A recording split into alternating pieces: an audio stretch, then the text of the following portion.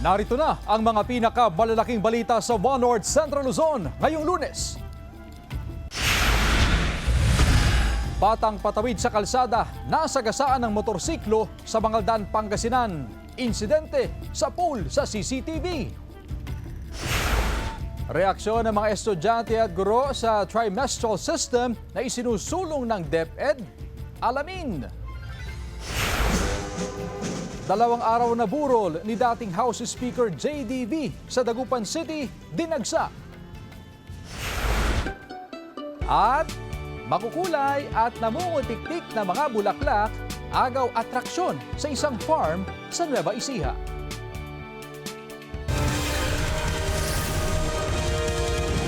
Ito ang GMA Regional TV, One North Central Luzon. Magandang hapon, ako si Chris Zuniga.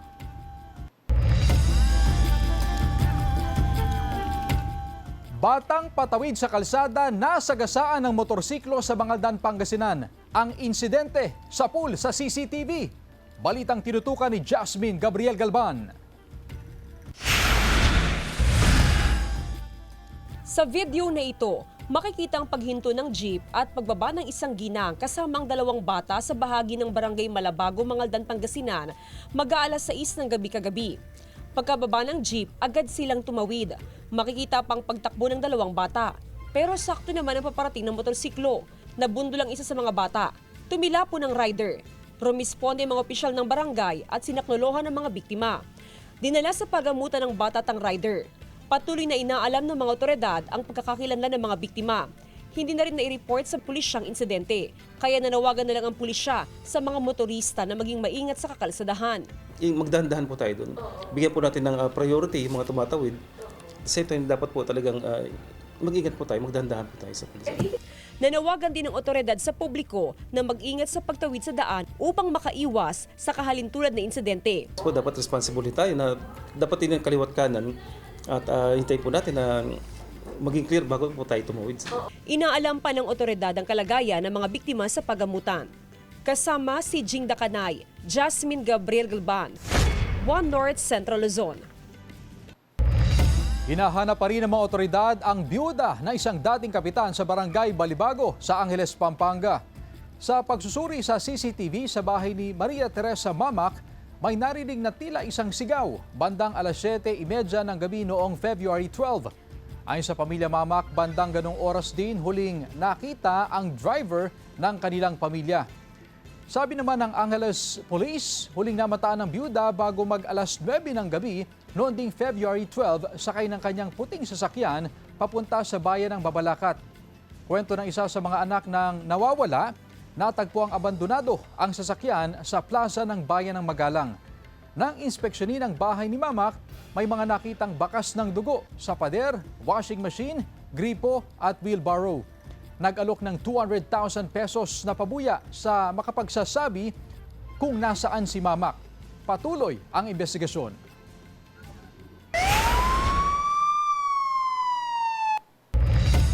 Patay sa pamamaril ang dating Miss Philippines Earth 2013 runner-up sa San Manuel, Isabela. Nakaalerto CJ Torida.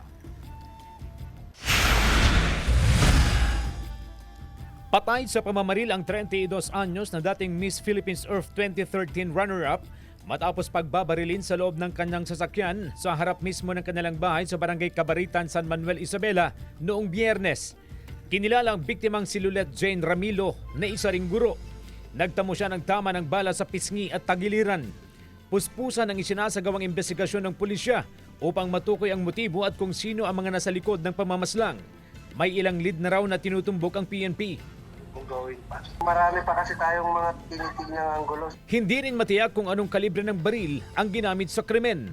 Hintayin po natin yung result sa crime lab. Hindi pa naman kinungklud kung anong caliber yung na-recover natin na FP shells. Sa paunang investigasyon, nasundo pa raw ng biktima ang 3 anak sa paaralan. Pagkababa ng mga anak, dito na siya pinagbabaril ng isa sa 2 sospek na sakay ng motorsiklo. Sa isang social media post ng kinakasama ng biktima, inilarawan niya ang kanyang partner bilang fighter at kilala rin na lumalaban kontra bullying sa paaralan. Hustisya ang kanyang panawagan. CJ Torida, One North Central Luzon. Niyanig ng magnitude 4.8 na lindol ang bahagi ng San Esteban, Ilocos Sur bandang alas 9:36 kaninang umaga. Tectonic ang origin ng lindol na may lalim na 16 kilometers. Naramdaman din ang pagyanig sa iba pang bahagi ng Ilocos Sur, La Union, Mountain Province at iba pang bahagi ng Cordillera. Wala namang naiulat na pinsala ang lindol. Hindi rin inaasahan ang aftershocks ayon sa PHIVOLCS. Dinagsa ang 2 araw na burol ni dating House Speaker JDV sa Dagupan City. Narito ang report. Mainit na sinalubong ng mga taga-Dagupan ng mga labi ni dating House Speaker Jose De Venecia Jr. noong Sabado. Dinala ang kanyang mga labi sa City Plaza kung saan isinagawa ang isang memorial program. Dito sinariwa ang mga alaala ng yumaong speaker. Who have lost a father, a pillar, and a guiding light. To us, the Dagupeños, he was more than a Speaker of the House of Representatives. He was more than a statesman. He was our hero. He was our life support.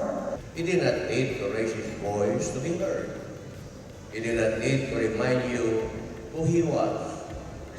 His kindness spoke for him. Matapos ang programa, nabigyan ng pagkakataon ang mga nakiramay na masilayan ang mga labi ni Speaker Joe at magbigay pugay sa huling sandali. Labis ang pasasalamat ng pamilya De Venecia sa lahat ng nagpapaabot ng pagmamahal at pakikiisa sa kanilang pagluluksa. Bilang may bahay, I was a witness to the golden years of JDV as a peacemaker, statesman, and a global leader. Dagupan City is truly his first love. Pangalawa lang po ako. He was never mine. He was never just mine as my father. He was always our father. Matapos ang programa sa City Plaza, dinala ang mga labi ni JDV sa simbahan ng Bato sa Barangay Bunuan, Gusset, kung saan inhimlay ito hanggang kaninang madaling araw. Ilang matataas na opisyal ng gobyerno ang nakiramay kahapon, kabilang si Vice President Sara Duterte at dating Pangulo ng ngayon Pampanga Representative Gloria Macapagal Arroyo. Alas 5 kaninang madaling araw, dinala ang mga labi ni Speaker JDV sa Minor Basilica of Our Lady of the Rosary of Manaoag para sa isinagawang Memorial Mass. Pinangunahan ni Most Reverend Socrates Villegas ang misa. Matapos ang misa, dinala ang mga labi ni JDV sa Batasang Pambansa para sa Memorial at Necrological Service. Kasama si Daryl Peralta, CJ Torida, One North Central Luzon. Inalala din ng Kamara ang dati nitong House Speaker na si Jose De Venecia Jr. Nag-alay ng dasal ang mga kongresista para kay De Venecia. Kabilang sa mga nagsalita sina House Speaker Bogie D, Pampanga Representative Gloria Macapagal Arroyo, na nooy Pangulo ng maging House Speaker si De Venecia. Gayun din si dating Senate President Manny Villar na counterpart ni De Venecia sa Senado noong 13th Congress. Ayon sa pamilya De Venecia, nakatakdang ilibing ang dating House Speaker sa Miyerkules, February 18.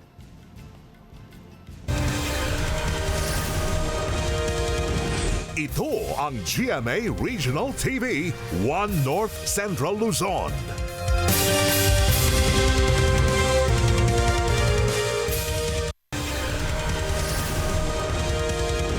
Ito ang GMA Regional TV, One North Central Luzon.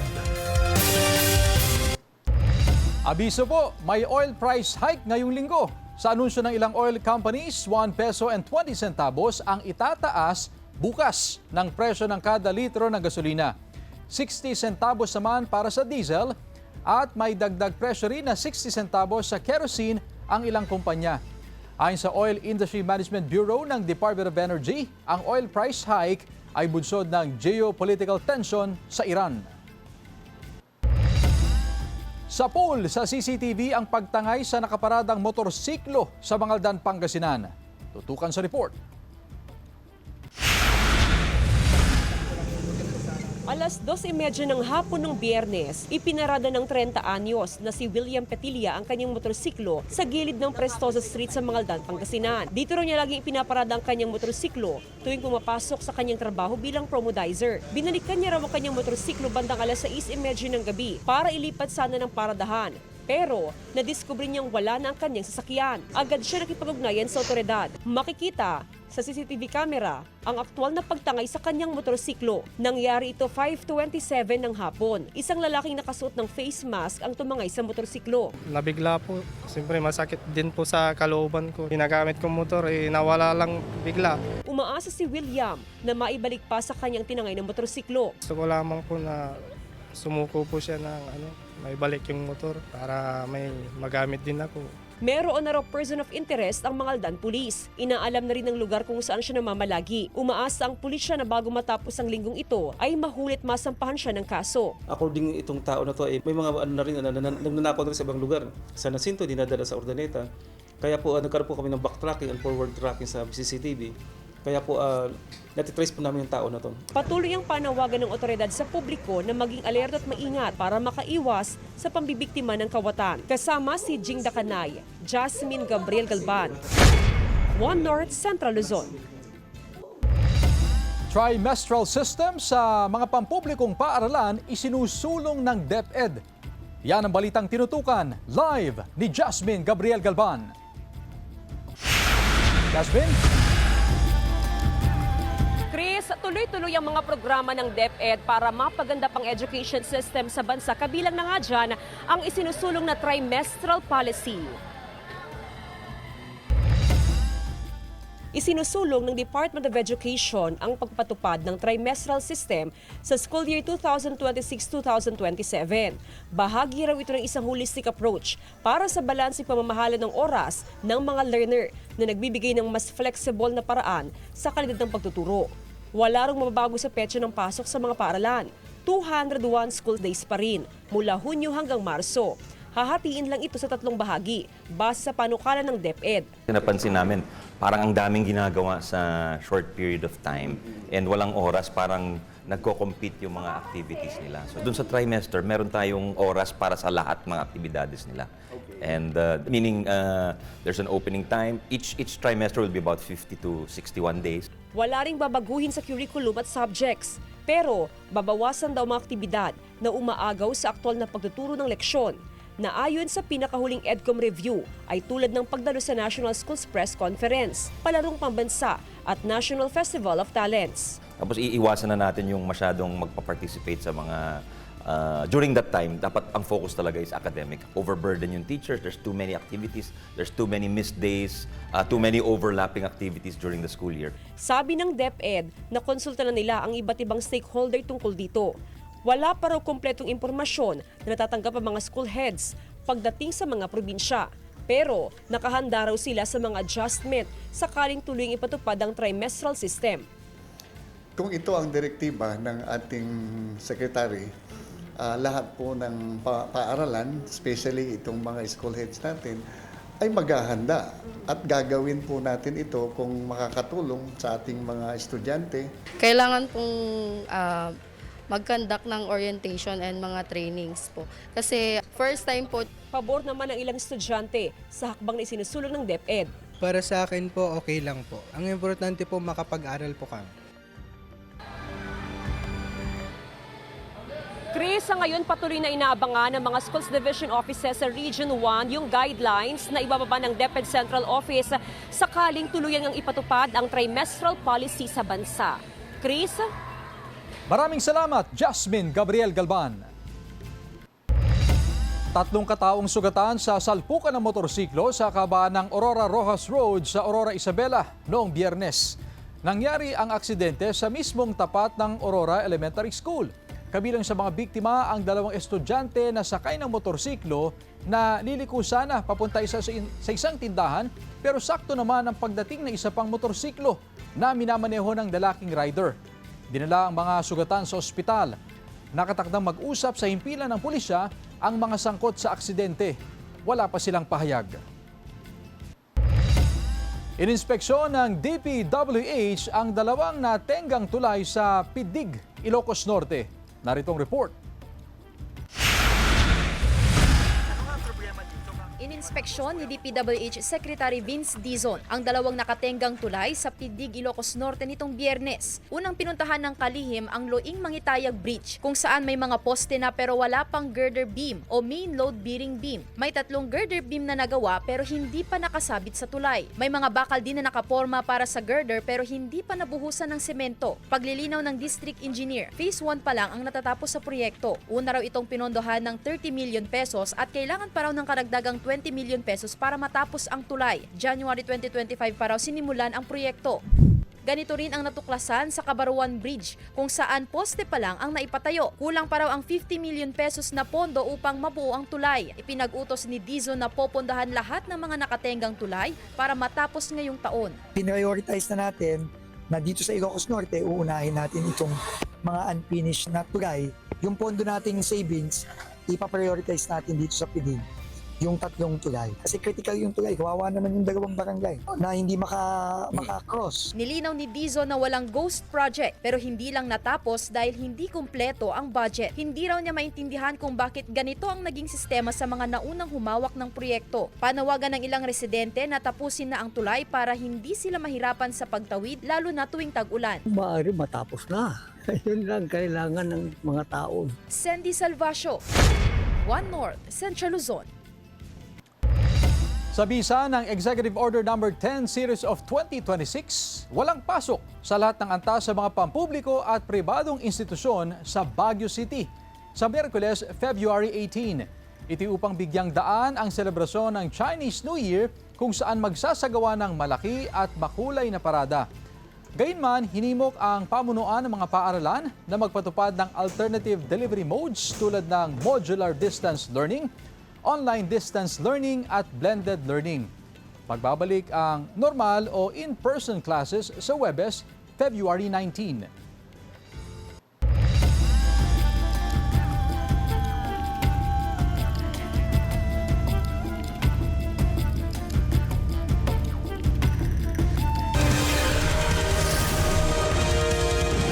Ito ang GMA Regional TV, One North Central Luzon.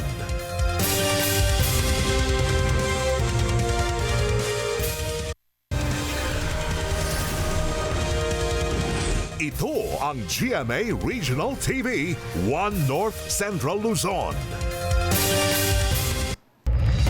Magkakaibigan na kabilang sa street-level individual ng Dagupan City Police, timbog sa buy-bust operation. Yan at iba pang balita sa pagtutok ni Sandy Salvacio. Arestado ang 3 magkakaibigan sa buy-bust operation ng Dagupan City Police Office sa Barangay Pantal madaling araw noong Huwebes. Nasamsam sa mga sospek ang 3 pakete na naglalaman ng hinihinalang shabu na nagkakahalaga ng mahigit 50,000 pesos. Ang 3 po ay nakategorize as street-level individuals. Matagal na rin silang nirereklamo ng ating mga kababayan dito sa lungsod ng Dagupan. Itinanggi ng mga sospek ang paratang. Aminado po kung gumagamit pero yung magtulak po ng droga hindi ko po ginagawa yan. Nahaharap ang mga sospek sa reklamong paglabag sa Comprehensive Dangerous Drugs Act of 2002.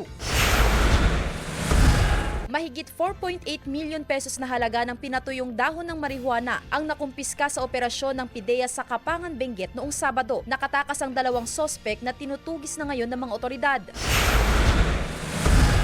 2 abandonadong sako na naglalaman ng tinatayang 20 kilo ng dried marijuana leaves, stalks at fruiting tops ang narecover ng mga otoridad sa Sadanga Mountain Province noong Sabado. Nagkakahalaga ang mga ito nang aabot sa 2.4 million pesos. Ang tawag daw rito ayon sa PIDEA ay dead drop transaction kung saan isinasagawa ang transaksyon online sa kaiiwan ang item sa napagkasundo ang lokasyon. Layo nitong maiwasan ang direktang pagkikita ng mga sangkot. Nagpapatuloy ang investigasyon ng mga otoridad sa insidente. Kasama si Daryl Peralta, Sandy Salvacio, One North, Central Luzon.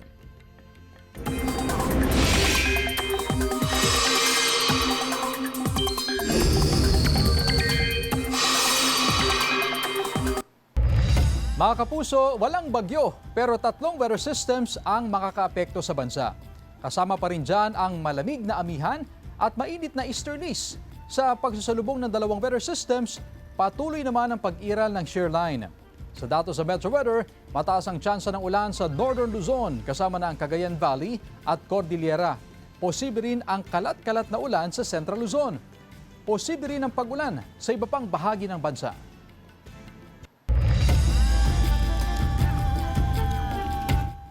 Bahagi ng Tondaligan Beach sa Barangay Bunuan, Geset, ginawang tambakan ng basura.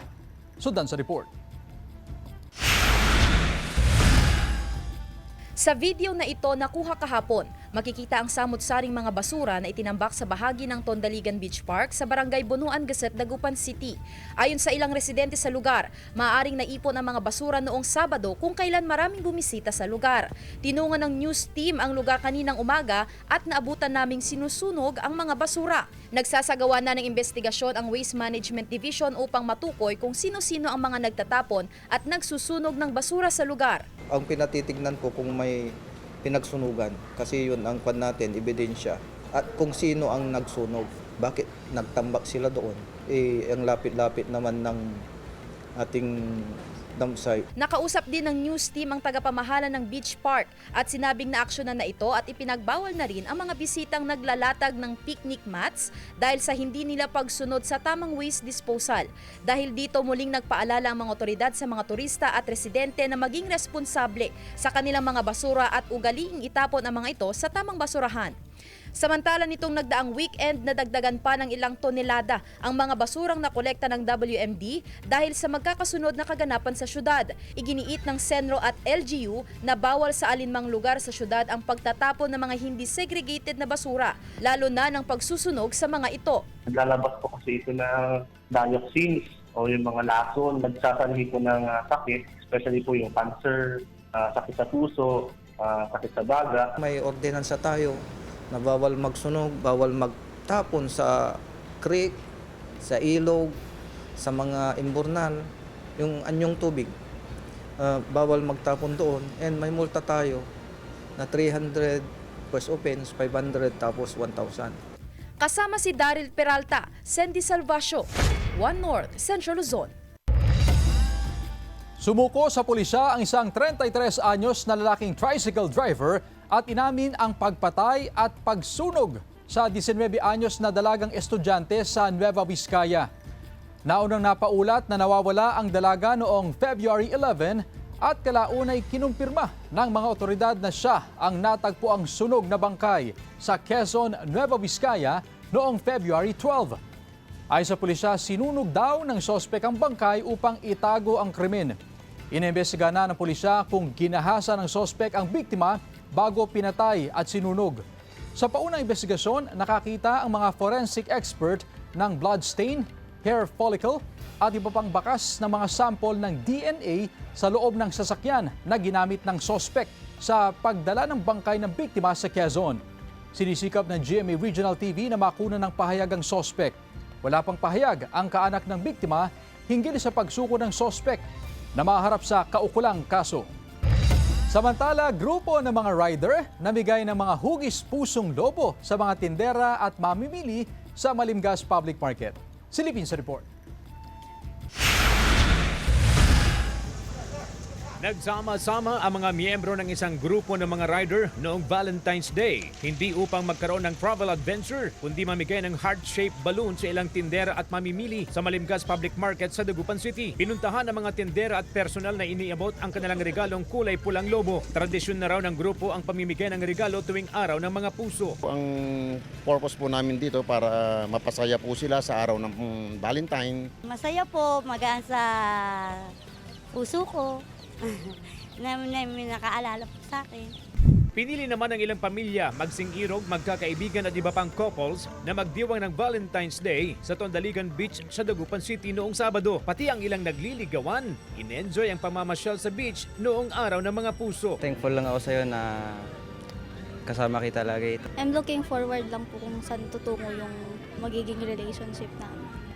Sa Kasiguran, Aurora, namigay ang mga pulis ng bulaklak sa ilang pasyente ng Kasiguran District Hospital noong Valentine's Day. Binigyan din ang ilang empleyado ng ospital bilang pasasalamat sa kanilang mga sakripisyo upang maihatid ang nararapat na serbisyong kalusugan sa mga pasyente. Ipaalala natin sa kanila na ang kapulisan po ng Kasiguran Municipal Police Station ay patuloy rin po na nakikiisa sa kanilang mga pasanin at kami po ay dumadamay sa kanilang mga problema po, lalo na po sa pangkalusugan. Kasama si Daryl Peralta, CJ Torida, One North Central Luzon.